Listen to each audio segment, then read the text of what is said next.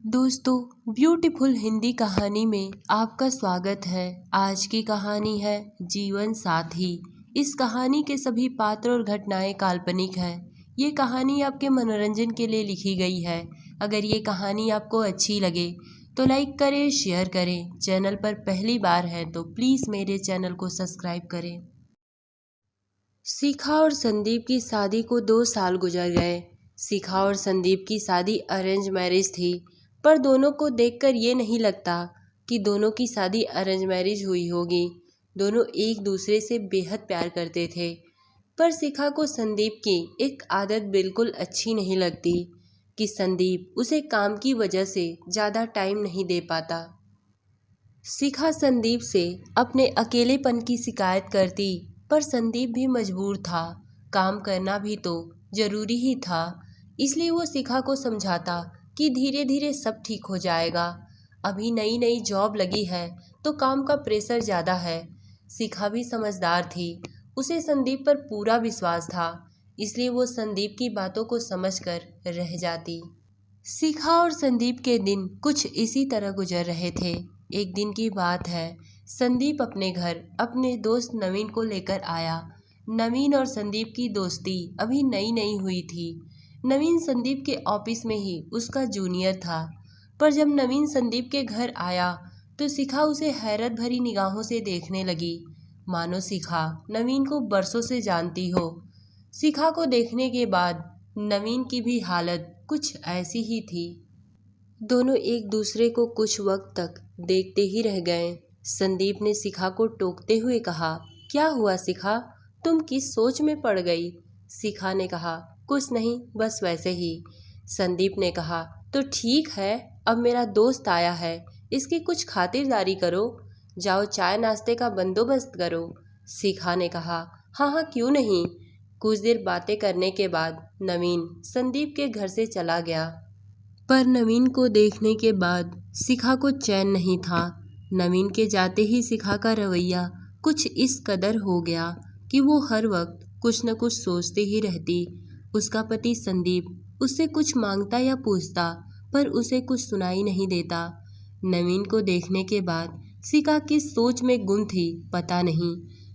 कभी कभी तो संदीप शिखा के पास जाकर उसे झकझोरते हुए उससे पूछता, क्या हुआ, मैं कब से चाय मांग रहा हूँ, तुम्हें सुनाई नहीं दे रहा? आखिर तुम्हें हो क्या गया है? संदीप के चिल्लाने के बाद शिखा घबराते हुए उठती। संदीप शिखा के इस बर्ताव से अब परेशान हो चुका था। संदीप और शिखा की जिंदगी जितनी ही खुशनुमा थी, पर नवीन के आने के बाद पता नहीं क्या हुआ कि शिखा का सुख चैन सब छिन गया था। एक दिन संदीप ने शिखा से पूछा, क्या हुआ, तुम मुझसे कुछ छुपा रही हो? आखिर तुम्हारे दिल में चल क्या रहा है? शिखा ने कहा, कुछ नहीं, बस वैसे ही, मेरी तबीयत कुछ ठीक नहीं। संदीप ने कहा, तबीयत ठीक नहीं तो डॉक्टर के पास चलो। शिखा ने कहा, नहीं, मुझे डॉक्टर के पास नहीं जाना, मैं कुछ दिनों में ठीक हो जाऊंगी। शिखा अपने आप को संभालने की कोशिश ही कर रही थी कि एक दोपहर उसके दरवाजे पर दस्तक हुई। संदीप घर पर नहीं था। शिखा ने जो ही दरवाज़ा खोला, उसके सामने नवीन था। नवीन को देखते ही शिखा घबरा गई और उसने नवीन से पूछा, तुम क्यों आए हो? नवीन ने कहा, क्यों, मैं आ नहीं सकता? शिखा ने कहा, नहीं, जब संदीप रहेंगे तब आना, अभी घर पर कोई नहीं है। नवीन ने कहा, क्यों, तुम हो ना, मैं तुम्ही से मिलने आया हूँ। शिखा ने घबराते हुए पूछा, मुझसे मिलने? तुम्हें मुझसे क्या काम है? नवीन ने शिखा से कहा, अरे मेरी जान, भूल गई क्या वो दिन? मैंने तुम्हारी यादों में अभी तक शादी नहीं की और तुम हो कि मुझसे पूछ रही हो कि क्या करने के लिए मुझसे मिलने आए हो? शिखा ने हाथ जोड़ते हुए नवीन से कहा, नवीन, भगवान के लिए मुझसे और मेरे पति से दूर हो जाओ। मेरी शादीशुदा जिंदगी को बर्बाद मत करो। शादी के पहले हम दोनों के बीच क्या था क्या नहीं, वो शादी के पहले की बात थी, पर अब मैं किसी की पत्नी हूँ। संदीप बहुत अच्छे इंसान हैं, उन्हें ये सब पता चलेगा तो उनके दिल को बहुत ठेस पहुँचेगी। नवीन ने कहा, इसीलिए तो आया हूँ कि तुम्हारे पति को सब कुछ पता चले। शिखा ने कहा, नहीं नवीन, ऐसा कुछ मत करना। आखिर तुम चाहते क्या हो? क्यों मेरी जिंदगी खराब करने पर तुले हो? नवीन ने कहा, मुझे तुमसे 5 लाख रुपए चाहिए। उसके बाद मैं तुम्हारी जिंदगी से हमेशा हमेशा के लिए दूर चला जाऊंगा। शिखा ने रोते हुए कहा, पर नवीन, मैं इतने पैसे कहाँ से लाऊंगी? नवीन ने कहा, जहाँ से मन करे वहाँ से लाओ। अगर मुझे पैसा नहीं मिला तो तुमने मेरे साथ जितने पल गुजारे हैं वो सारी तस्वीरें मेरे पास हैं। कहो तो तुम्हारे पति को दिखा दूं। शिखा ने कहा, नहीं नवीन, ऐसा कुछ मत करना। नवीन ने कहा, ठीक है, मैं तुम्हें 3 दिन का वक्त देता हूँ। अगर उस 3 दिनों में तुम मुझे पैसा नहीं दी तो समझ जाना कि उसका हश्र क्या होगा। यही कहकर नवीन शिखा के घर से चला गया। नवीन शिखा के घर से चला तो गया था, पर शिखा का सुख चैन सब लेकर गया था। शिखा पहले से भी ज़्यादा परेशान हो गई थी। उसे समझ में नहीं आ रहा था कि वो इतने पैसे लाए तो कहाँ से लाए, और ऊपर से उसके मन में ये भी था कि अगर वो कहीं से पैसे का इंतजाम करके नवीन को दे भी दे तो क्या नवीन जैसा इंसान उसे फिर से ब्लैकमेल नहीं करेगा। शिखा इसी सोच विचार में थी कि कब संदीप के आने का टाइम हो गया उसे पता नहीं चला। संदीप दरवाजे का डोरबेल बजाता ही रह गया, पर शिखा को सुनाई नहीं दिया। संदीप के पास घर की चाबी थी। कुछ देर बाद संदीप खुद ही दरवाजा खोलकर अंदर आया तो देखा शिखा सोफे पर बैठकर कुछ सोच रही है।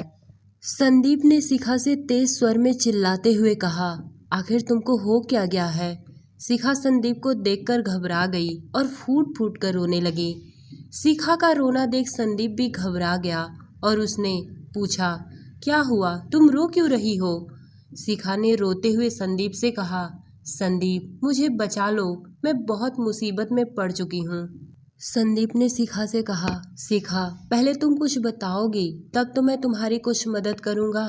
शिखा ने रोते हुए संदीप से कहा, संदीप, मुझे डर है कि ये सब जानने के बाद कहीं आप मुझे छोड़ ना दें। संदीप ने शिखा को बड़े प्यार से समझाते हुए कहा, शिखा, मैं तुमसे वादा करता हूँ, मुझ पर तुम विश्वास करो, मैं तुम्हें कभी नहीं छोड़ूंगा। संदीप ने जब शिखा को विश्वास दिलाया तो शिखा ने संदीप से अपने दिल की बात बता डाली। संदीप, कुछ दिन पहले जिस नवीन को आप घर पर लेकर आए थे वो नवीन कॉलेज के समय में मेरा बॉयफ्रेंड था। हम दोनों एक ही कॉलेज में पढ़ते थे। मैं उस वक्त नवीन से बहुत ज़्यादा प्यार करती थी, पर शायद नवीन मुझसे प्यार नहीं करता था, वो तो मुझे बस इस्तेमाल करता, पर ये बात मुझे पता नहीं थी। लेकिन एक दिन जो मैंने अपने कानों से सुना, उसे सुनकर मुझे विश्वास नहीं हुआ। नवीन किसी लड़की से मेरे बारे में बातें करते करते कह रहा था, वो पागल तो मेरे प्यार में एकदम पागल हो चुकी है, उसे तो मैं जैसे चाहूँ वैसे नचा सकता हूँ। ये सब सुनकर उस लड़की ने नवीन से पूछा, तो क्या तुम शिखा से प्यार नहीं करते हो? नवीन ने हंसते हुए कहा, तुम भी क्या पागलों जैसी बातें करती हो, शिखा तो मेरी बस टाइम पास है और कुछ नहीं। ये सब सुनने के बाद मैंने उस दिन से नवीन से रिश्ता तोड़ दिया और उस दिन से मैंने नवीन से कभी बात नहीं की, पर मेरी कुछ पिक्चर्स उसके पास है। उसने मुझसे 5 लाख रुपए का डिमांड किया है कि अगर मैं उसे 5 लाख नहीं दूंगी तो वो पिक्चर्स सबको दिखा देगा। उस दिन जब वो मेरे घर आया था तो उसे देखते ही मैं डर गई थी। संदीप, मुझे डर इस बात का नहीं था कि नवीन मेरे और अपने रिलेशनशिप के बारे में सबको या आपको बता देगा। मुझे तो डर इस बात का था कि कहीं ये सब जानने के बाद मैं आप जैसे जीवन साथी को खो न दूं। बहुत कुछ सोचने के बाद संदीप ने शिखा से कहा, शिखा, तुम अभी और इसी वक्त नवीन के पास फ़ोन करो और कहो कि कल वो पैसे लेने आ जाए। शिखा ने संदीप से कहा, संदीप, आप ये क्या कह रहे हैं? संदीप ने कहा, शिखा, मैं जैसा बोल रहा हूँ तुम वैसा ही करो। शिखा ने तुरंत नवीन के पास फ़ोन किया और कहा, नवीन, पैसे का इंतजाम हो गया है, कल तुम पैसे लेने आ जाना। अगले दिन जब नवीन शिखा के घर पैसे लेने आया तो शिखा ने बड़े प्यार से उसे अपने घर के अंदर बुलाया। नवीन जो ही घर के अंदर आया उसने शिखा से कहा, शिखा, जल्दी पैसे लाओ। तभी संदीप बाहर निकला और बोला, नवीन, पैसे तुम्हें हम नहीं पुलिस देगी। संदीप पहले से ही पुलिस को अपने घर पर बुला दिया था और सारी बातें बता दिया था। पुलिस ने नवीन को एक शादीशुदा लड़की के साथ बदतमीजी और ब्लैकमेल करने के जुर्म में उसे गिरफ्तार करके ले गई। नवीन को जब पुलिस लेकर चली गई तो शिखा ने चैन की सांस ली और वो संदीप के पास जाकर उसके गले लगकर रो रो कर कहने लगी, संदीप, अगर आप जैसा पति मुझे नहीं मिला होता तो पता नहीं आज क्या होता। आपने समझदारी से काम लिया, वरना नवीन जैसा इंसान तो आज हम दोनों की जिंदगी खराब ही कर देता। संदीप ने शिखा से कहा, शिखा, जीवन साथी होता ही है एक दूसरे का साथ देने के लिए। जीवन साथी का मतलब ही है एक दूसरे के सुख दुख में उसका साथी बनना। ऐसे साथी को ही सच्चा जीवन साथी कहते हैं। तो दोस्तों, ये कहानी आपको कैसी लगी कमेंट्स में बताइएगा। धन्यवाद।